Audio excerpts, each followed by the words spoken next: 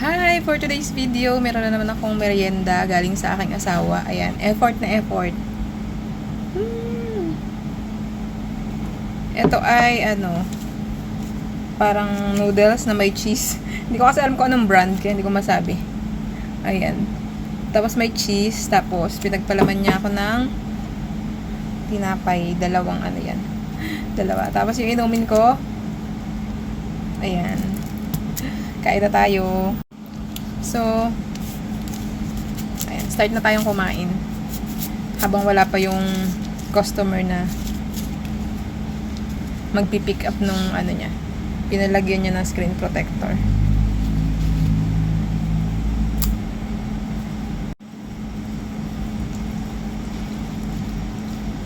Ayoko talagang ngayon. Wala akong balak mag noodles ngayon. Kasi, medyo maselan nga yung ko.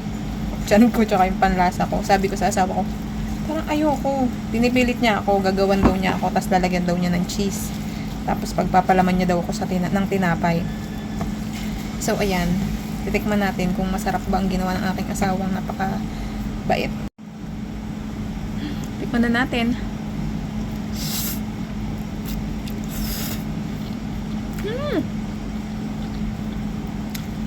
Iniisip ko kasi, sabi ko baka umalat siya kasi ang daming cheese, parang tatlong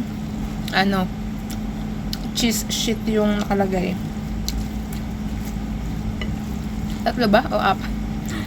Pero hindi, tama lang. Nakapagpa-creamy siya, hindi siya nakapagpaalat.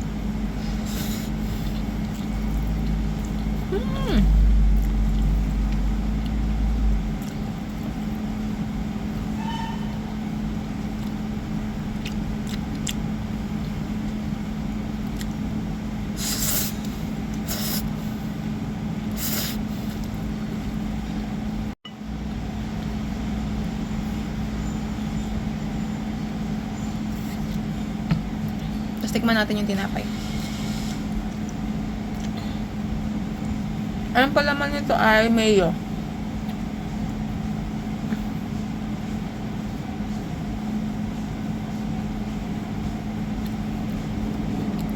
Tapos masarap din yung tinapay. Kasi minsan pag bumibili kami dito ng tasty bread, medyo matigas na siya. Ito malambot pa. Parang bagong pa. Bagong labas.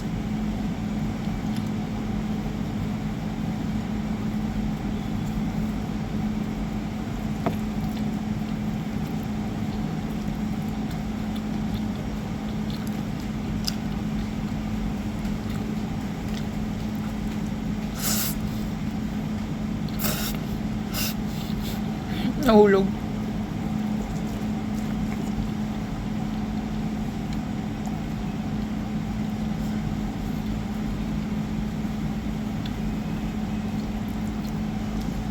sarap. Tapos hindi siya maanghang. Kasi alam ng asawa ko hindi ako mahilig sa maanghang. Kumakain din naman ako minsan. Pero yung tipong kaya ko, yung tama lang para sa akin yung anghang.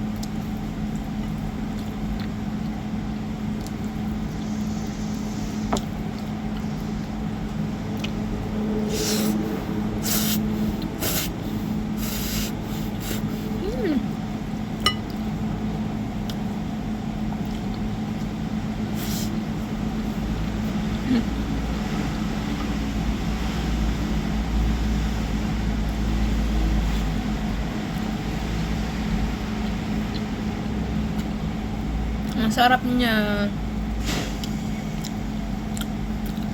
Buo-buo pa kasi yung cheese, kaya hinahalo ko na hinahalo. Tinan. Buo-buo pa yung cheese niyan.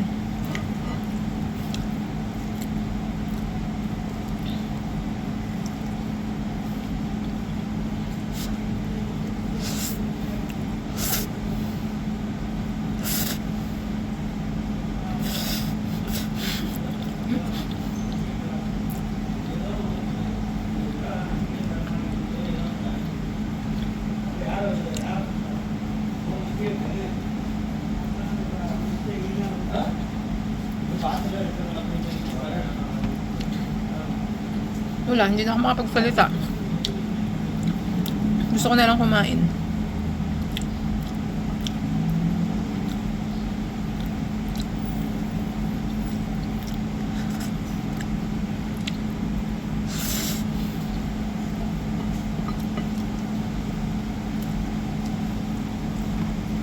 So, bukas is off day ko. So, mamaya dito ako matutulog sa staff house ng asawa ko. Kaya naman, yan, happy ang person. Hindi ako uuwi dun sa, sa staff house namin na medyo, dito, may kalayuan. Tulad kagabi, umuulan nung umuwi ako. Ayun, gusto ko sana dito magstay sa kanya palagi. Kasi, dito lang siya sa taas ng building na pinag-workan ko. So, ayun, dun ako uuwi mamaya.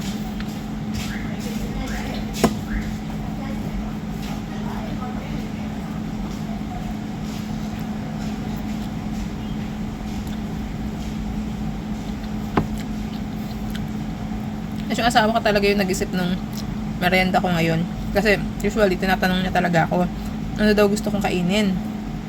So, pag sinabi ko na wala akong maisip, ganyan-ganyan, sinabi ko na lang sa kanya, magmamais na lang ako. Meron kasi dito nabibilihan ng tawag dito, parang binatog ba siya. Meron dito na nabibilihan. Parang gusto ko, yun na lang ang kainin ko. Pero sabi niya, pagluluto niya daw ako ng noodles, tapos pagpapalaman niya akong tinapay. Kaya sabi ko sa kanya, wow, effort ha, sinusuportahan mo yung vlogging ko. Wala, ganun talaga siya. Kahit nagbablog ako, hindi. Palagi talaga siya nagdadala ng pagkain. Maliban na lang talaga kung pag sinabi kong ayoko kasi busog ako or ayoko kasi ako na lang yung bibig. Ayan, hindi ko alam kung mauubos ko to bago matapos tong video. Kasi napakarami. Parang, hindi ko alam kung isang pack lang ba tong niluto niya or dinalawa niya. Minsan din kasi, pag may nakikita siya na video doon sa Facebook niya, tapos pag nakita niya na mukhang masarap, tapos feeling niya kaya niyang gawin, sasabi niya yun sa akin na, gagawa kita niyan minsan. So, ayun, ako naman, enjoy na enjoy kasi syempre, ang sarap ang lang, kakain na lang, di ba? So, ayun, naalala ko lang bigla. Sinabi nga pala niya na, ang naluluto niya sa akin is mi goreng, tapos lalagyan niya daw ng cheese. At pagpapalaman niya akong tinapay. So, ayun, may goreng tong niya, tong niluto niya sa akin. At mamaya ko na lang siguro ito uubusin kasi bago matapos yung shift ko hanggang 8:30, minsan nagugutom ako at naghahanap ako ng makukutkot.